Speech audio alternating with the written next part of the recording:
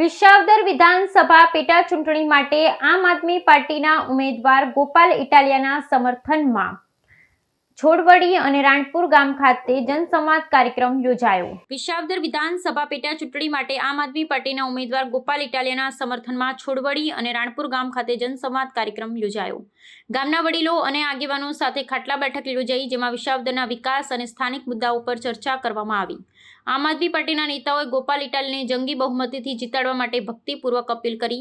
વિસાવદર પેટા ચૂંટણી રાજકીય હલચલ। વિસાવદર વિધાનસભા બેઠક અગાઉ એએપીના ભૂપેન્દ્ર ભાયાણી દ્વારા જીતી હતી, પરંતુ તેમણે રાજીનામું આપી બીજેપીમાં જોડાયા। આ પેટા ચૂંટણીમાં એએપીના ગોપાલ ઇટાલિયા, બીજેપીના કિરીટ પટેલ અને કોંગ્રેસના નીતિન રણપરિયા વચ્ચે ત્રિપક્ષીય મુકાબલો જોવા મળશે। એએપીના રાષ્ટ્રીય સંયોજક અરવિંદ કેજરીવાલ, પંજાબ સીએમ ભગવંત માન પણ વિસાવદરમાં પ્રચાર કરી રહ્યા છે। એપીના પ્રચારની વ્યૂહરચના ગોપાલ ઇટાલિયા અગાઉ એપીના ગુજરાત પ્રદેશ અધ્યક્ષ રહી ચૂક્યા છે અને પાટીદાર સમાજમાં લોકપ્રિય છે। એપી દ્વારા વિસાવદરમાં રોડ શો અને સભાઓ યોજાઈ રહી છે, જેમાં બીજેપી અને કોંગ્રેસ પર આકરા પ્રહારો કરવામાં આવી રહ્યા છે। કેજરીવાલે મતદારોને બીજેપી સામે તગડી ચપટ આપવા અપીલ કરી છે। વિસાવદરના મતદારો માટે મહત્વ। વિસાવદર બેઠક છેલ્લા 18 વર્ષથી બીજેપીથી દૂર રહી છે।